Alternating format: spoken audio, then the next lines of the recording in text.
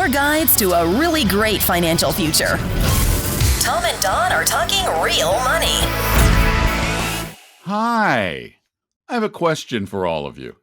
You've heard of the 7 wonders of the world? It's a big world. Why are there only 7? Just one of those questions to ponder. And the reason I bring that up is because we're going to talk today about what somebody somewhere referred to as the 8th wonder of the world. Oh, you will be just so surprised when you hear what this is. Hi, everybody. I'm Don McDonald, along with the lovely and talented Tom Cock out there on the West Coast somewhere. I'm on the Eastern one. We try to cover the entire country from the edges. We move on in. 855-935-TALK is our phone number. That's a 24-hour a day, 7-day-a-week phone number where you can call us with your questions, or you can send them in at talkingrealmoney.com. And what is the 8th wonder of the world, Thomas? Well, I'm not sure I can name the first 7 either, by the way. I think it's like the pyramids completely transparent. I don't know. You know, it changes. But only 7? Really? Yeah, that seems a little short. 700? 1,000? Yeah, maybe so. Okay, but the 8th, which Disney I believe World is not one of them.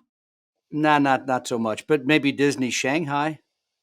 Well, okay with that. Go ahead. Big place. So the 8th, I think, is this Einstein that called this the 8th?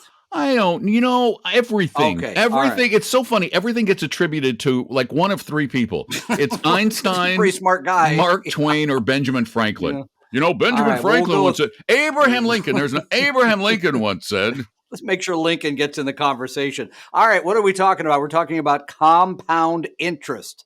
Yes. No, don't change your dial. Compound interest, because you look oh, great. We're talking about money again. But we need to. This is an important topic. I'll tell you why. Because I think most people look at investing as I put some money in something, it makes money quickly, and then I either sell it and buy something else. But it's this idea that it needs to be relatively fast. You need to pick something that's the right thing at the right time, rather than most money from good investors really is made with long-term compound interest. Now, what are we talking about? Well, of course, stocks pay interest, right? Bonds pay interest. Yeah. Stocks pay dividends, right? So those are things they pay out regularly in addition to the increase of value, hopefully, of those securities. But let me give you a quick example, because I looked this up today, because people have a tendency to forget these kind of things. If you could make 7% a year, which I still think very few people actually make. But if you did, just think this through. If you had $10,000 a year, you set aside $10,000 a year for 10 years, and then you don't do anything for 30 years.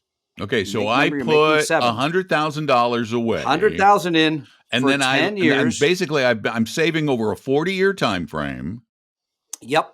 And you save nothing after the 10 years. I'm smart enough that I built a well-diversified, balanced portfolio that over time has actually exceeded 7%, but we're being conservative. Yeah, but let's just say you got the 7. Yeah. Okay, I got it. Right. You end up with about $1.1 million. That's not bad, right? 11 times your money.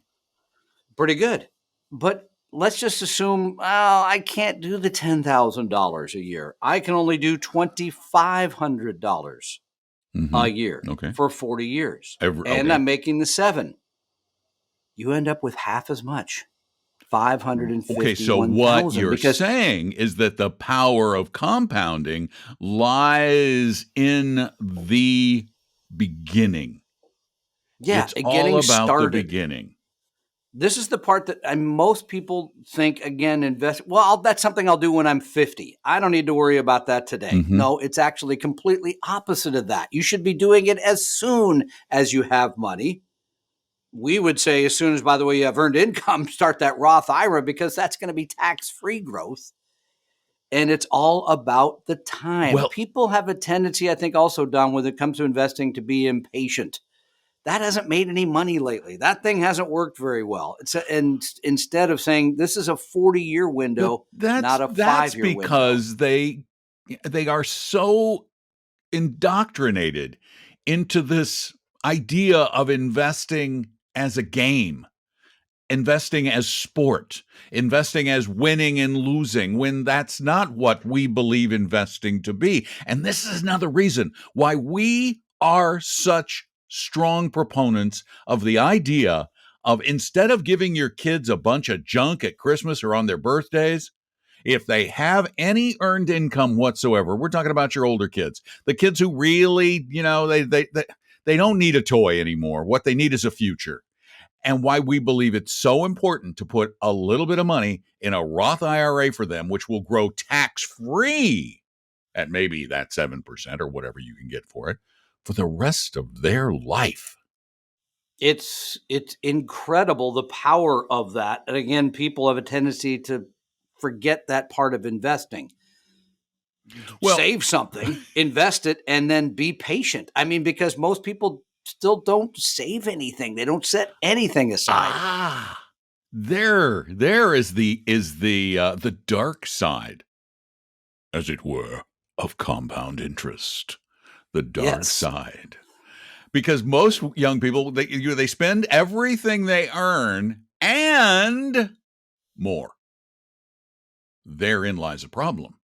Because now you're dealing with compound interest in reverse.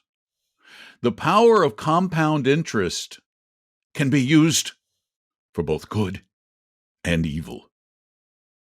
And you will find that if you're carrying a lot of debt year after year after year, as the credit card companies want you so desperately to do, that you're paying out a ton of money to them that could have been working for you. So compound interest works both ways, is what you're pointing out. It could work. Compound interest is a dual-edged sword. This does add one more aspect that I think people have a tendency to overlook, especially for younger people. Yes, save something. Yes, invest something. But the third part is, it generally makes sense to take a little more risk when you're young, because the difference between making 7% a year and making, well, basically nothing if you're in a savings account is huge, especially over the long haul. So when you start out in putting something in stocks, and we're going to want it to be in an index or index type fund, you really do want to be taking that risk at a young age and taking advantage of all of those years of compound interest.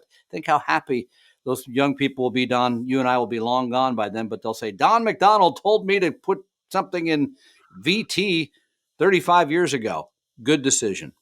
Well, I want to use another example that I think will help illustrate the power of getting started early. Let's say you've got a 15 or 16-year-old, let's say 16-year-old. They've got an after-school job, and they just earn $500 a year. That's all they earn. It's just a part-time thing. But you, because they have $500 of earned income, can now every Christmas, instead of buying them the video game that you just bought them the previous one the year before, and take that $500, put it in the Roth IRA in a diversified portfolio of stocks because they're young. And again, I'm gonna crank the number up, because I believe that if they have a diversified portfolio of stocks, they can actually beat 7%. I think they could beat 7% pretty substantially, but let's use 8. We'll just use one more percentage point.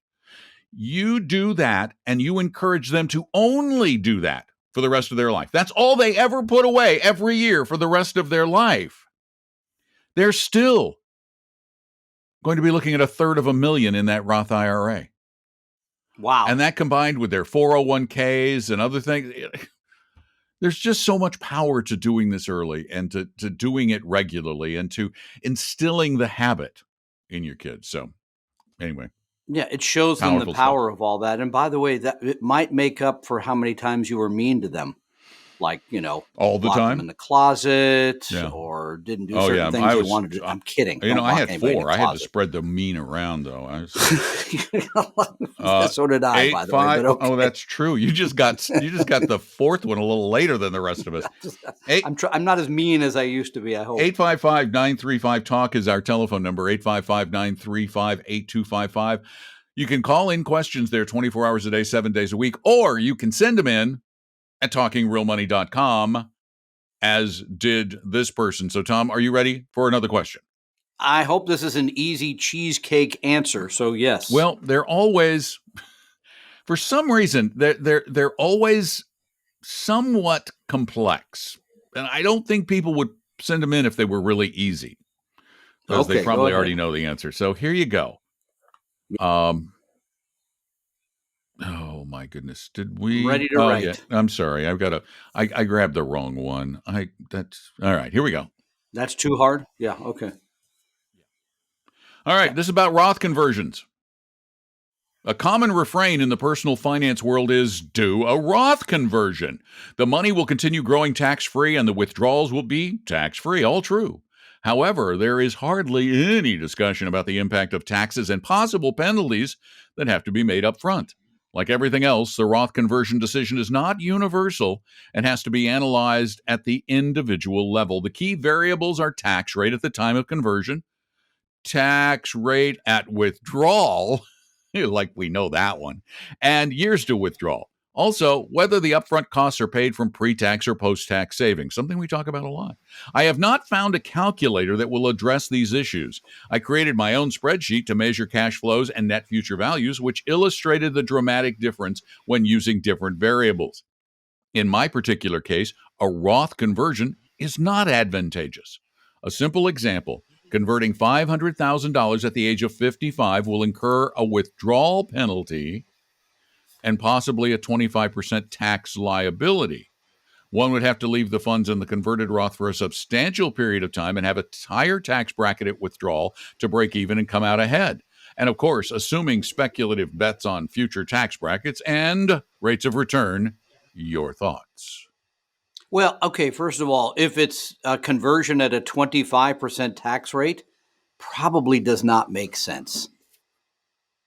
That's a pretty easy one to me. That's, okay.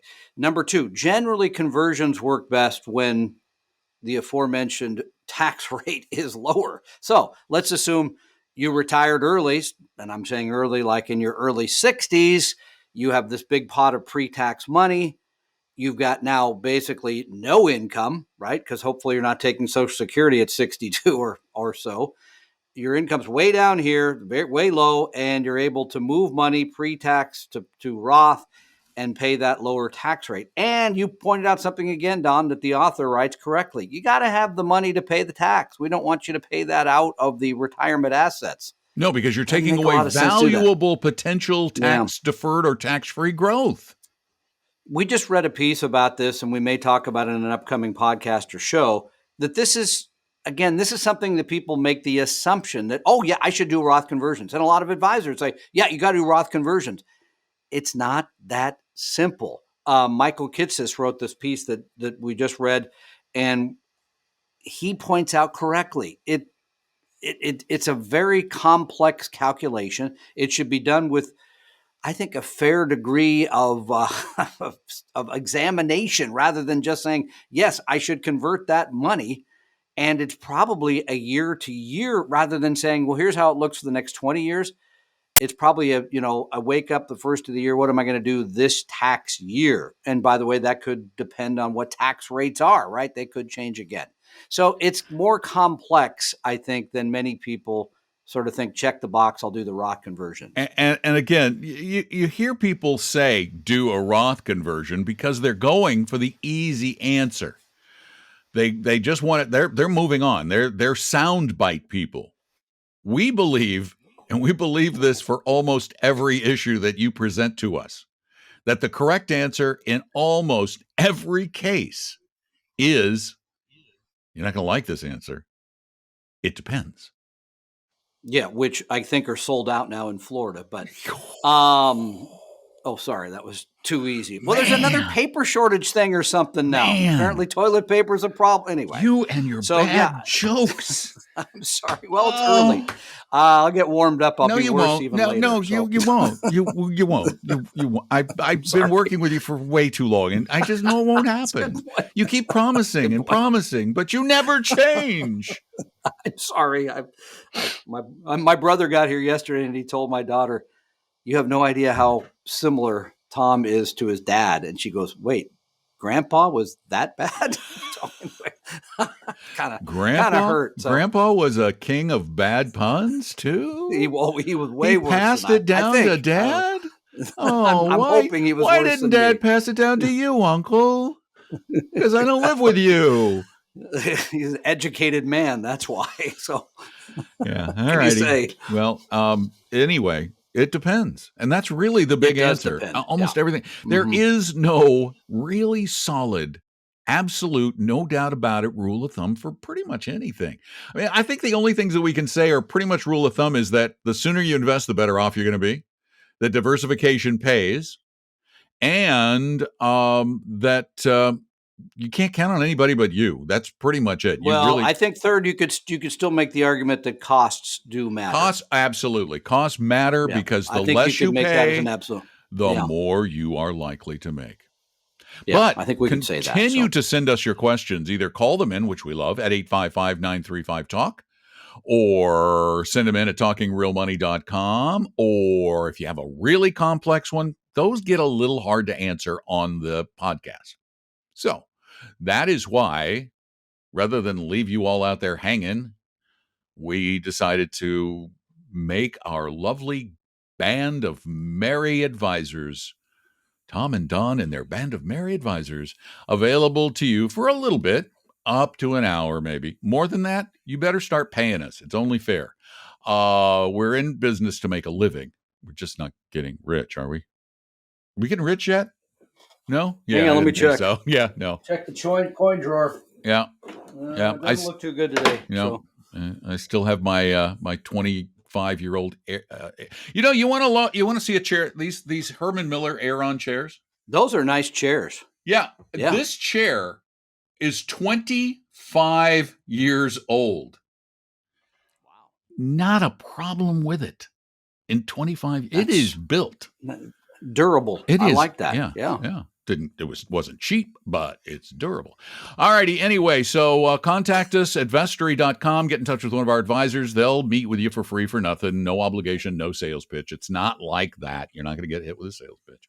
And keep listening to the podcast. Tell your friends, neighbors, relatives, acquaintances, strangers you bump into on the street, whomever you care to speak with.